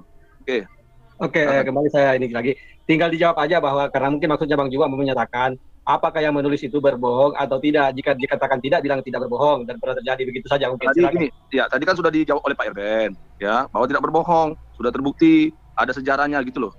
Ya, saya rasa itu udah menjawab gitu loh. Terkecuali tidak pernah ada sejarahnya bahwa tidak pernah ada gunung pindah sejauh 3 km gitu loh. Oke? Oke, silakan. Saya pikir lanjut ke pertanyaan berikutnya saja. Oke. Di dalam pengajaran praktis Yudaism, ketetapan Tuhan itu adalah merupakan sebuah wahyu kepada mereka. Lalu kenapa di dalam kitab Anda, di dalam agama Anda, ketetapan Tuhan yang datang kepada mereka berupa hukum Taurat itu dianggap sebagai kutukan kepada manusia. Ketetapan Tuhan dianggap sebagai kutukan. Lalu kemudian, Nabi yang diutus pada Bani Israel di dalam agama Anda, mati terkutuk di atas tiang salib. Itu moral apa yang ingin Anda ajarkan? Membunuh Tuhan, membunuh manusia untuk menghapuskan dosa kalian. Silakan. Oke, stop tema. Ya, silakan jawab. Pak Sejati. Bukan orang Kristen yang membunuh Tuhan Yesus, tapi orang Yahudi. Dan dibuktikan bahwa Yesus bukan ada karena dosanya dia dibunuh, tapi karena kebencian dan ketidakadilan. Jadi justru kematian Yesus itu membuktikan moral Yesus yang sempurna. Beda dengan orang kalau ada nabi mati diracun karena ada dendam. Itu baru karena moral yang kacau. Tapi kalau Yesus mati itu dengan cara terkutuk ya. Bukan dia dikutuk, bukan. Jadi di sini butuh kejelian membaca, itu aja. Bukan karena dikutuk Yesus, tapi dia mati dengan cara seperti orang terkutuk. Banyak membaca aja, itu aja, oke. Diterangkan di kitab Anda, terkutuklah dia yang mati di atas tiang salib. Siapa yang terkutuk? Yesus, Tuhan Anda. Ajaran apa ini? Kok Tuhannya ada terkutuk? Ini siapa yang ngajarin gitu loh? Moral apa yang disampaikan? Ada Tuhan mati terkutuk di atas tiang salib. Silakan. Jadi, Yesus mati di salib itu kan dikatakan mati dengan cara orang terkutuk. Maka dia terkutuk, terhukum dia di sana. Dengan cara itu artinya di situ. Jadi, butuh kejelian membaca. Kalau kamu baca hanya ayat itu, nggak kamu lihat penjelasan berikutnya, ya repot bro. Waktu menjelaskan itu saya bisa jelaskan, cuman ini waktunya udah banyak. Tapi saya mau katakan, bicara moral itu bukan masalah mati Yesus. Oke, timer habis. Silakan ditanggapi Pak Juma. Ya, yang saya tahu, agama Anda mengajarkan Tuhan Anda mati terkutuk di atas tiang salib. Dan itu adalah ajaran yang sangat tidak bermoral. Tuhan dinyatakan datang, dilahirkan oleh manusia, kemudian dibunuh oleh manusia, lalu kemudian dikutuk oleh manusia untuk menebus dosa-dosa manusia. Ini ajaran yang sangat tidak bermoral. Kenapa? Karena ada Tuhan dikutuk oleh makhluk. Harusnya makhluk yang Tuhan yang mengutuk makhluk. Ini justru Anda yang mengutuk Yesus ini di atas tiang salib. Terima kasih. Habis timer. Oke, terima kasih kepada narasumber yang bertanya Pak Juma dan yang menjawab Pak Kasih Sejati. 2 termin sesi battle sudah kita lewati. Nah, saya mengingatkan kita akan masuk ke dalam termin yang terakhir dari para 2 narasumber, yaitu closing statement. Nanti dimulai dari pihak Islam, yaitu Pak Juma, lalu nanti closing statement dari pihak Kristen, Pak Kasih Sejati. Ya, closing statement dari pihak Islam, Pak Juma, silakan. Timer berjalan ketika Pak Juma berbicara. Baik. Jadi sahabat-sahabat sekalian ya, di dalam Al-Qur'anul Karim itu diterangkan, ud'u ila sabili rabbika bil hikmah wal mau'izatil hasanah wajadilhum billati hiya ahsan. Inna rabbaka huwa a'lamu biman dalla an sabilih wa huwa a'lamu bil muhtadin. Jadi perintah kemudian di dalam Al-Qur'an itu ya datang kepada manusia melalui Rasul Muhammad sallallahu alaihi wasallam. Serulah manusia kepada jalan Tuhanmu dengan hikmat dan pengajaran yang baik, dan berdebatlah dengan mereka dengan cara yang baik pula. Sesungguhnya Tuhanmu, dialah yang lebih mengetahui siapa yang sesat dari jalannya, dan dialah yang lebih mengetahui siapa yang mendapatkan petunjuk. Jadi ajaran agama Islam itu ya mendudukkan kemudian di dalam Al-Qur'an itu, dalam surah Al-Qalam misalnya di ayat 4, wa innaka la'ala khuluqil azim, dan sesungguhnya engkau benar-benar berbudi pekerti yang agung. Lalu kemudian ajaran ini dicetuskan di pemahaman umat Islam yang disebut kemudian akhlakul karimah. Umat Islam melalui Al-Quran diajarkan kemudian bagaimana berperilaku terhadap sesama manusia. baik terhadap sesama muslim, terhadap orang-orang non-muslim, dan terhadap orang-orang yang memerangi dan membenci terhadap ajaran agama Islam itu sendiri. Jadi kemudian ketika berbicara mengenai Al-Quran, berbicara mengenai moralitas, artinya umat Islam tidak bisa terlepas kemudian daripada pengajaran yang kemudian dicontohkan oleh Rasulullah Muhammad SAW. Bagaimana di dalam Al-Quran menceritakan tentang mengesahkan Tuhan, bagaimana di dalam Al-Quran menceritakan tentang memuliakan orang tua, memuliakan sahabat, memuliakan tamu, memuliakan orang-orang yang berbeda keyakinan terhadap umat Islam itu sendiri, di mana mereka tidak memerangi ajaran agama Islam. Jadi Islam itu sempurna ajarannya. Terkait dengan moral, Islam itu sangat sempurna. Apa yang kemudian menjadi cakupan di dalam Al-Quran itu sendiri. Berbicara mengenai hukum-hukum, berbicara mengenai keadilan, berbicara mengenai hal-hal yang terkait dengan amalan-amalan yang menyebabkan manusia itu jatuh ke dalam dosa dan menyebabkan manusia itu jatuh dalam ketaatan kepada pencipta alam semesta. Jadi umat Islam, apapun rangkaian agamanya terkait dengan Al-Quranul Karim, itu sudah sempurna di dalamnya. Maka karena itulah kemudian Allah memberikan sebuah perumpamaan kepada manusia tentang apa yang kemudian menjadi cakupan, bahwa kesesatan yang ada pada diri manusia itu dikarenakan manusia itu jauh daripada prinsip yang diajarkan oleh Al-Quran berupa moral yang ada di dalam wahyu Allah dalam Al-Quranul Karim. Nah, ini nyata. Allah menjanjikan kepada orang-orang yang melanggar perjanjian Allah sesudah perjanjian itu teguh dan memutuskan apa yang diperintahkan Allah untuk menghubungkannya dan membuat kerusakan di muka bumi oleh orang-orang yang membuat kerusakan di atas muka bumi oleh Allah sudah dijanjikan. Orang yang tidak bermoral nantinya kelak akan diupah dengan neraka. Untuk itulah kemudian Al-Quran diwahyukan oleh Allah untuk menyempurnakan akhlak. Karena ini berbicara mengenai perilaku manusia. Karena itulah kemudian Al-Quran, ya, konsepnya sangat jelas. Bagaimana hubungan kita terhadap orang lain terkait dengan hukum-hukum syariat, bagaimana cara berbicara yang baik, bagaimana cara berperilaku yang baik, itu semuanya disampaikan di dalam Al-Quran. Jadi kesempurnaan Al-Quran itu termaktub di dalam perilaku akhlakul karimah yang sempurna. Ketika orang-orang itu menjalankan dan melaksanakan apa yang menjadi tuntutan di dalam Al-Quran. Yang salah kemudian, ketika mengambil sebuah data, mengambil sebuah dalil, lalu kemudian dianggap itu sebagai patokan akhir daripada dalil itu. Padahal sesungguhnya, Al-Quran itu diterangkan, Zalikal kitabu la raiba fi hudal lil muttaqin. Dia petunjuk. Jadi ketika berbicara mengenai etika, berbicara mengenai perilaku, berbicara mengenai akhlak, berbicara mengenai sikap, maka Al-Quranlah menjadi hudan, menjadi petunjuknya umat Islam itu. Bagaimana kemudian mereka melakukan perilaku-perilaku yang terpuji, perilaku yang disenangi oleh Tuhan dan disenangi oleh manusia, itu semuanya terkumpul di dalam Al-Quranul Karim. Sehingga Allah menjelaskan dalam surah Arab ayat 27, sesungguhnya Allah memberikan kesesatan siapa yang mereka kehendaki dan menunjuki orang-orang yang bertobat kepadanya. Jadi kesesatan yang datang kepada manusia itu dikarenakan manusia itu ingkar terhadap Tuhannya sendiri. Demikian. Oke, terima kasih Pak Juma, waktu telah habis. Dipersilakan untuk Pak Kasih Sejatri, posisi teman, silakan. Oke, terima kasih. Oke, terima kasih Bro Juma. Jadi kesimpulannya, saya sangat bangga dengan Yesus karena Yesus tidak pernah mengajar saya untuk kawin dengan anak, untuk kawin dengan budak, untuk kawin dengan orang sembarangan. Tetapi Yesus mengajar saya hanya kawin dengan satu orang wanita dan itu seumur hidup. Saya juga bersyukur Yesus tidak pernah mengajar saya untuk berperang, Yesus tidak pernah mengajar saya untuk membenci, dan Yesus tidak pernah mengajar saya untuk menaruh dendam kepada siapapun. Inilah yang membuat saya bangga dan saya percaya kepada Yesus, bahwa Yesus adalah guru, teladan etika dan moral. Memang saya belum sempurna mengikuti Yesus karena keterbatasan saya. Tetapi kesempurnaan Yesus itulah yang membuat saya terkagum-kagum. Kalau Yesus mengajarkan saya untuk berbuat yang seperti tadi, kawin dengan tidak jelas dan lain sebagainya, maka malam hari ini saya putuskan, saya tidak mau ikut Yesus. Saya lebih bagus dari agama Batak, agama Parmalin. Saya lebih bagus. Tetapi karena kulihat etika dan moral Yesus ini sempurna, dan itu yang diajarkan oleh para rasul, maka saya sangat bangga dan saya sangat senang menjadi orang Kristen. Saya sangat bangga percaya bahwa Yesus adalah juru selamatku. Saya juga mau mengatakan begini ya, iman di dalam iman Kristen itu adalah iman yang tepat guna. Kalau tadi bro mengatakan memindahkan gunung bisa enggak? Apa gunanya buat bro? Tetapi kalau gunung Muhattam dipindahkan karena mereka terancam, kalau kalian tidak memindahkan ini kalian mati.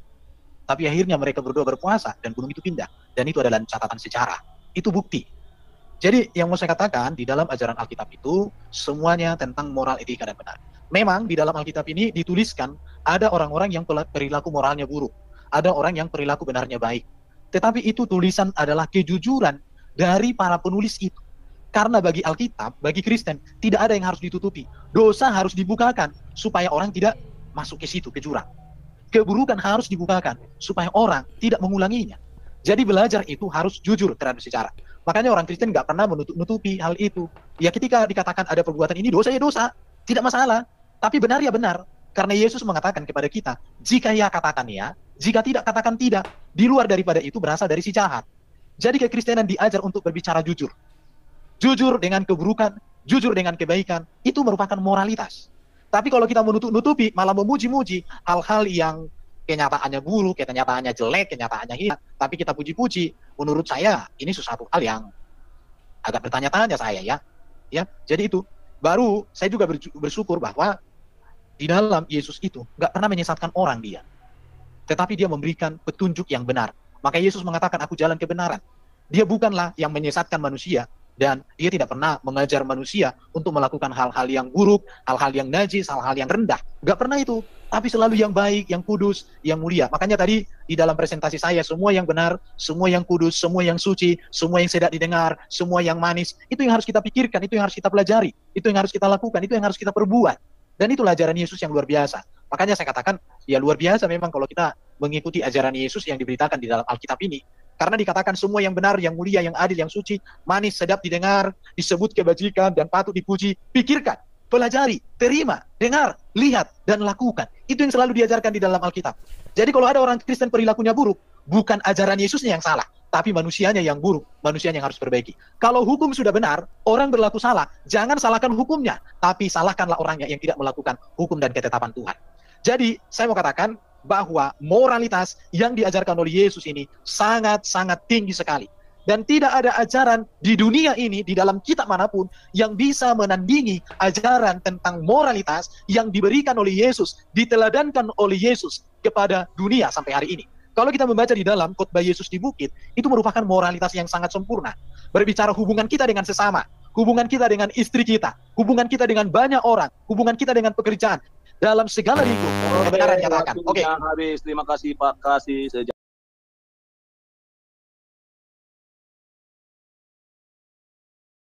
Nah, sampai di sini video saya teman-teman. Jangan lupa untuk mendukung channel ini sehingga video-video ini boleh berkembang dan banyak ditonton orang, dan orang juga dia beri wawasan khususnya umat muslim supaya dapat berbenah diri lebih baik, dan orang Kristen juga supaya lebih meneliti, lebih kritis tentang keyakinannya, dan akhirnya mereka mengenali sang kebenaran. Nah, sampai di sini video saya teman-teman. Jangan lupa untuk subscribe, like, komen, dan share. Sampai ketemu di video saya selanjutnya. Bye-bye.